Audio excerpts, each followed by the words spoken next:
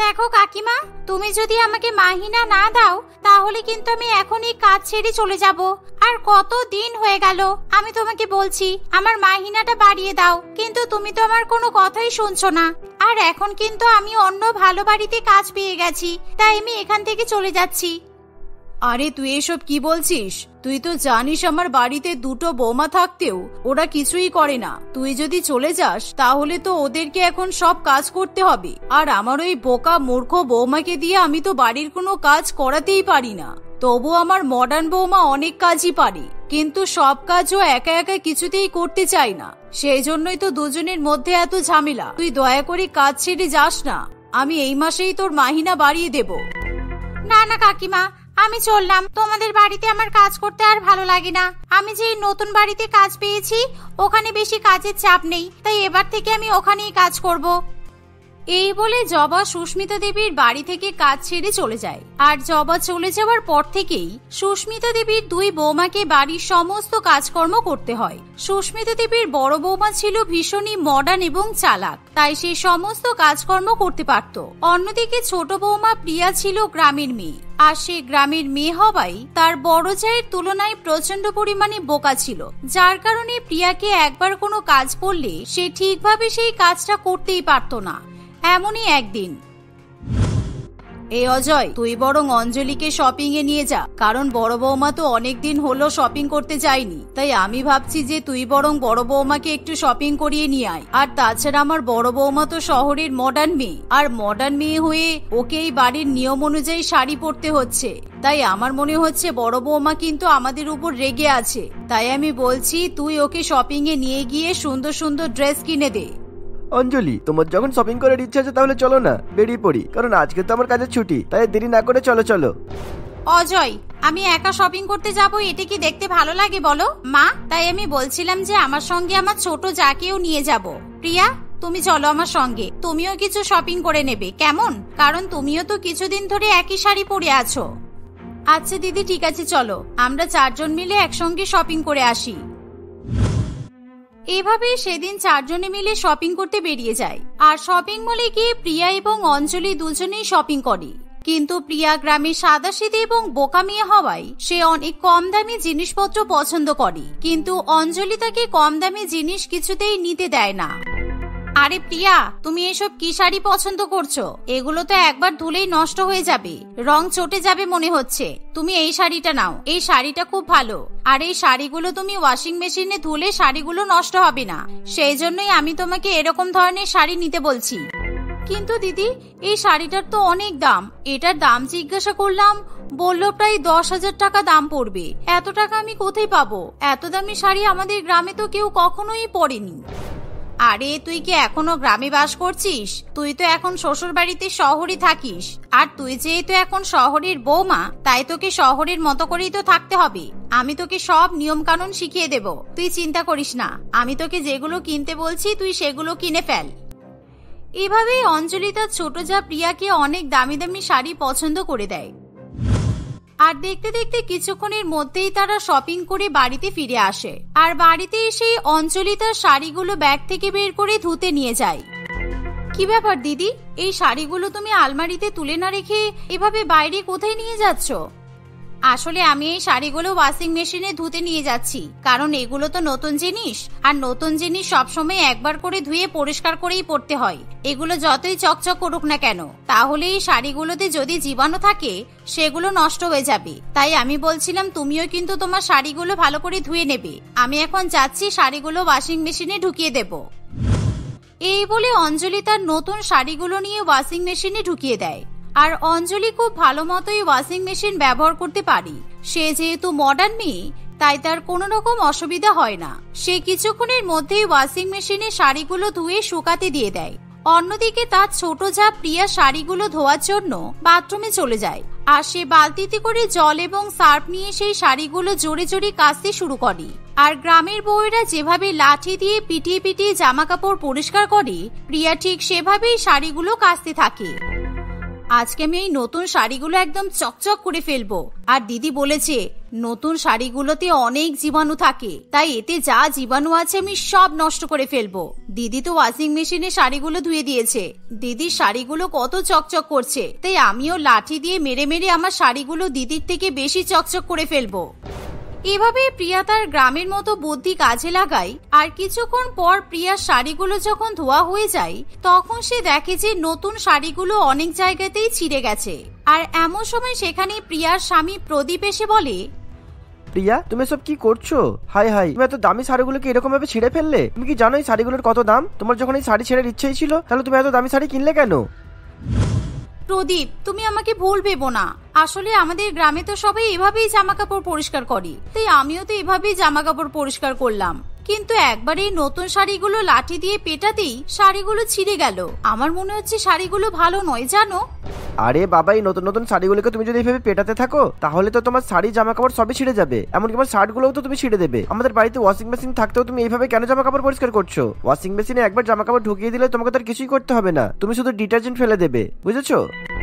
কিন্তু আমি তো এই ওয়াশিং মেশিন চালাতেই পারি না, আর দিদি তো আমাকে কখনো বলেনি কিভাবে ওয়াশিং মেশিন চালাতে হয়। আর আমাকে বললেও কি হবে, আমি সেই কিছু না কিছু ভুল করেই ফেলবো। কোন সুইচটা ঘোরাতে গিয়ে কোনটা ঘুরিয়ে ফেলবো তার কি কোনো ঠিক আছে বলো? প্রিয়ার কথা শুনে প্রদীপ মাথায় হাত দিয়ে বসে পড়ে। এভাবেই দেখতে দেখতে আরো কিছুদিন কাটে। এই দেখো ছোট, আমি তোমাকে বুঝিয়ে দিচ্ছি তুমি কেমন ভাবে ওয়াশিং মেশিন ব্যবহার করবে। তুমি একবারেই বুঝে যাবে। তুমি প্রথমে এই কল চালিয়ে ওয়াশিং মেশিনের মধ্যে জল ভরে নেবে, তারপর তাতে পরিমাণ মতো সার্ফ দেবে আর জামা কাপড়গুলো সব একসঙ্গে ঢুকিয়ে দেবে। হ্যাঁ, আর এই যে এখানে দেখো স্টার্ট বলে লেখা আছে, এই সুইচটা তুমি ঘুরিয়ে দেবে। আর তুমি যদি না পারো আমাকে ডেকে নেবে, আমি তোমাকে আবার এসে দেখিয়ে দেব। দিদি, তুমি আমাকে কি বললে আমি তো এখনই ভুলে গেলাম। এখানে তো অনেকগুলো গোল গোল সুইচ আছে, আমি কোন সুইচটা দিয়ে স্টার্ট করব সেটাই বুঝতে পারছি না। এখন তুমি বাদ দাও, আমি যখন জামা কাপড় কাচবো তখন আমি তোমাকে ডেকে নেব আর তুমি এসে এই মেশিনটা চালু করে দেবে। এখন আমাকে কিছু বলো না, আমি সব ভুলে যাচ্ছি। এভাবেই দেখতে দেখতে কিছুদিন কাটে। আর একদিন প্রিয়া ঘরবাড়ি পরিষ্কার করার সময়, আজকে আমি বাড়ির সব পর্দাগুলো একদম ভালো করে পরিষ্কার করে দেব আর বাড়িটাও একদম ভালো করে মুছে চকচক করে দেব। এই বলে প্রিয়া ঝটপট বাড়ি পরিষ্কার করতে শুরু করে আর দরজা জানালার পর্দা নিয়ে সে আবার বাথরুমে চলে যায়। এই দরজা জানালার পর্দাগুলো কত নোংরা হয়ে গেছে, সাদা পর্দাগুলো একেবারে কালো হয়ে গেছে। এখন আমি এই পর্দাগুলো ভালো করে পিটিয়ে পিটিয়ে পরিষ্কার করব। তারপর আমার শাশুড়ি মা আর বড় যা দেখে একদম অবাক হয়ে যাবে। এভাবেই প্রিয়া পর্দাগুলো লাঠি দিয়ে পিটিয়ে পিটিয়ে কাছাকাছি করতে থাকে। ঠিক এমন সময় সেখানে তার শাশুড়ি মা চলে আসে। এ কি বৌমা, তুমি এসব কি করছো? হায় রে উপরওয়ালা, আমি কোন বোকা মূর্খ মেয়েকে বাড়ির বৌমা করে নিয়ে এলাম। তুমি এই পর্দাগুলোকে ওয়াশিং মেশিনে তো দিতে পারতে, তাহলে তো একেবারে কাজ মিটে যেত। শুধু শুধু এভাবে পিটিয়ে পিটিয়ে হাত ব্যথা করার কি দরকার তোমার? আর দেখো তো পর্দাগুলোর কি অবস্থা করেছো তুমি, এগুলো তো একেবারে ছিঁড়ে গেছে। এখনকার যুগে কেউ এতটা বোকা আছে বলো তো? আমি কি করব, আসলে আমি ভুলে গেছি ওয়াশিং মেশিন কেমন করে চালু করতে হয়, তাই জন্যই তো এই পর্দাগুলো আমি এখন পিটিয়ে পিটিয়ে ধুয়ে দিলাম। আচ্ছা ঠিক আছে, এবার থেকে আমি যখনই কিছু কাচবো তখন ওয়াশিং মেশিন ব্যবহার করব। এখন আবার আমাকে নতুন করে পর্দা কিনতে হবে। দরজা জানালার সব পর্দাগুলোই তো তুমি ছিঁড়ে ফেললে, কি আর বলবো, কিছু বলার নেই আমার আর। এভাবেই শাশুড়ি মায়ের কাছে বকা শুনি প্রিয়ার মন খারাপ করে আর সে মন খারাপ করে নিজের ঘরে চলে যায়। আর এভাবেই কিছুদিন কাটে। আর একদিন যখন প্রিয়া জামা কাপড় অপরিষ্কার হয় তখন সে ওয়াশিং মেশিনের কাছে চলে যায়। দিদি যেন আমাকে কোন সুইচটা ঘোরাতে বলেছিল আমি তো আবার ভুলে গেছি। আমার মনে হচ্ছে দিদি এই মাঝখানে সুইচটাই ঘোরাতে বলেছিল। আমি যদি ভুল করে অন্য সুইচ ঘুরিয়ে ফেলি তাহলে দিদি তো আবার আমার উপর রেগে যাবে। আর এই মেশিনটা যদি খারাপ হয়ে যায় তাহলে তোমার শাশুড়ি মা আমাকে বাড়ি থেকেই তাড়িয়ে দেবে। না না, দরকার নেই।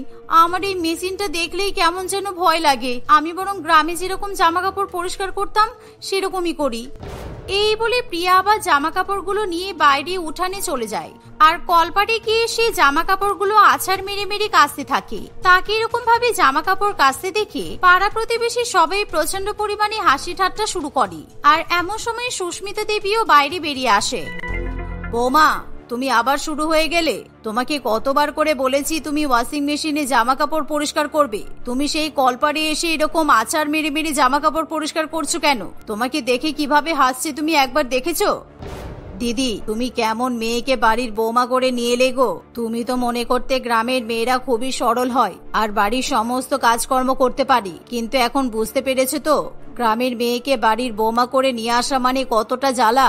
আমরা তো শহরের মডার্ন মেয়েকেই বাড়ির বৌমা করে নিয়ে এসেছি। খুব ভালো মেয়ে, খুবই স্মার্ট, ওকে কোনো কাজ করার কথা বলতে হয় না, নিজের বুদ্ধি খাটিয়ে সব কাজ কম সময়ের মধ্যে করে ফেলে। তবে তোমার বড় বৌমাটা ঠিক আমার বৌমার মতোই। এই যে বৌমা, তোমার শান্তি হয়েছে তো? সবার সামনে আমাকে অপমান করে? এটা কিভাবে আমাকে অপমান করছে তুমি দেখতে পাচ্ছ? চলো ঘরে চলো, তুমি এবার থেকে ওয়াশিং মেশিনেই জামা কাপড় কাচবে। আসলে মা, আমি দেখলাম যে দিদি তো বাড়িতে নেই, তাই আমি বাইরে কলপারে জামা কাপড়গুলো নিয়ে চলে এলাম। দিদি যদি থাকতো তাহলে দিদি আমাকে নিশ্চয়ই ওয়াশিং মেশিনটা চালু করে দিত। আমার না খুব ভয় করে, আমি যদি ওয়াশিং মেশিন চালু করতে গিয়ে ওটা খারাপ হয়ে যায় তখন কি হবে? তখন তো আপনারা আমাকে বকবেন। প্রিয়ার কথা শুনে সুস্মিতা দেবী আরো রেগে যায়। এভাবেই দেখতে দেখতে আরো কিছুদিন কাটে। আর একদিন প্রদীপ অফিস থেকে তাড়াতাড়ি করে বাড়িতে ফিরে আসে, কিন্তু বাড়িতে তখন অঞ্জলি না থাকায় প্রদীপ বলে, মা, বড় বৌদি কোথায়? বড় বৌদিকে বলে এই কোটটা আর প্যান্টটা তাড়াতাড়ি করে পরিষ্কার করে দিতে। দেখো না, এটাতে জুস পড়ে গেছে, আর এটা আমার বসের কোট প্যান্ট, আর আমি ভুলবশত স্যারের কোটে জুস ফেলে দিয়েছিলাম, তাই তাড়াতাড়ি এই কোটটা ওয়াশিং মেশিনে পরিষ্কার করে দিতে বলো। প্রদীপ, তুমি আমাকে দাও, আর দিদি তো বাড়িতে নেই, আমি পরিষ্কার করে দিচ্ছি। তুই ভয় পাস না, এবার মনে হচ্ছে বৌমা আর কোনো ভুল করবে না, কারণ আমরা তো বৌমাকে অনেক বকাবকি করি, তাই এবার মনে হচ্ছে বৌমা নিশ্চয়ই ওয়াশিং মেশিনে সুন্দর করে জামা কাপড় কাচবে। আর বৌমা, এই কোটটা কিন্তু প্রদীপের অফিসের বসের কোট, একবার যদি এটা ছিঁড়ে যায় তাহলে কিন্তু প্রদীপের চাকরিও চলে যেতে পারে। এই কথা শুনে প্রিয়া ভয়ে ভয়ে সেই কোট নিয়ে বাথরুমে পরিষ্কার করতে চলে যায়, কিন্তু এবারও সেই লাঠি দিয়ে পিটিয়ে পিটিয়ে সেই কোট পরিষ্কার করতে শুরু করে। আর এমন সময় তাড়াতাড়ি করে প্রদীপ এবং তার মা সেখানে চলে আসে, আর অঞ্জলিও এমন সময় বাড়িতে ফিরে আসে। প্রিয়া, তোমার জন্য যদি এই ব্লেজারটা আবার ছিঁড়ে যেত তাহলে তো মনে হয় আমার চাকরিটাই চলে যেত। ভাগ্যিস আমরা চলে এলাম, তা না হলে তুমি তো পিঠে পিঠে এই কোটটাকেও তো ছিঁড়ে ফেলতে। প্রদীপ, তুমি প্লিজ প্রিয়াকে কিছু বলো না, আসলে ও তো গ্রামের মেয়ে আর ও খুবই সহজ সরল, ও আমাদের শহরে সবকিছু এখনো কিন্তু মানিয়ে নিতে পারেনি। আমার মনে হচ্ছে ওর সবটা বুঝতে অনেক সময় লাগবে, তাই দয়া করে তুমি ওকে আর কিছু বলো না। এবার থেকে আমি সব ওকে ভালো করে বুঝিয়ে দেব, আর ওর পেছনে আমি অনেক সময় দেব। প্রিয়া, তুমি এখন কোটটা আমাকে দাও, আমি এটা পরিষ্কার করে দিচ্ছি। এভাবেই অঞ্জলির কথা শুনে সবাই চুপ করে যায়, আর অঞ্জলি আবার প্রদীপের বসের কোট ভালো মতো পরিষ্কার করে দেয়। কিন্তু সেদিন প্রিয়ার প্রচন্ড পরিমাণে খারাপ লাগে, তাই সে তার পরিবারের সবার কাছে ক্ষমা চাইতে থাকে। সময়ের সঙ্গে সঙ্গে এভাবেই প্রিয়া অঞ্জলির মতো চালাক চতুর হয়ে ওঠে, আর শহরের নিয়ম কায়দা সমস্ত কিছুই সে শিখে ফেলে। আর এখন সে খুব সহজেই ওয়াশিং মেশিন ব্যবহার করে জামা কাপড়ও কাচতে পারে।